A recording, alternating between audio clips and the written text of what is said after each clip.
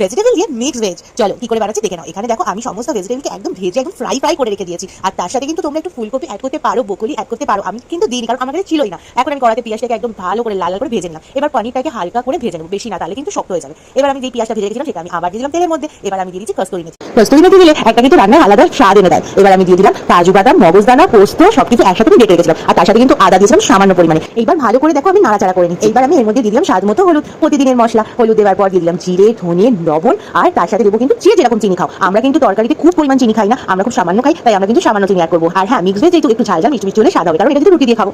এইবার ভালো করে মিশিয়ে নেওয়ার পর দিয়ে দেবো টমেটো সস। কেন আমরা টমেটো তো অ্যাড করবো না, তার জন্য দিয়ে দিচ্ছি টমেটো সস। এবার দিয়ে আবার ভালো করে নাড়াচাড়া করে নেওয়ার পর যে সবজিগুলো দেখেছিলাম ভেজে রেখেছিলাম আর পনিরটা, সেগুলো সব একসাথে দিয়ে দেবো। এবার কিন্তু তোমরা নাড়ানোর সময় খেয়াল রাখবে পনিরটা যেন কোনোভাবে যেন ভেঙে না যায়। হালকা হালকা করে মশলাটা একদম সবজির মধ্যে মাখিয়ে নেবে। তারপর কিছুক্ষণ ধরে ভালো করে নাড়াচাড়া করে নেওয়ার পর যখন ভাজা ভাজা হয়ে আসছে সামান্য পরিমাণে জল দেবে আর তারপরে দিয়ে দেবে গরম মশলা গুঁড়ো দিয়ে ভালো করে নাড়াচাড়া করে গ্যাস আস্তে করে একদম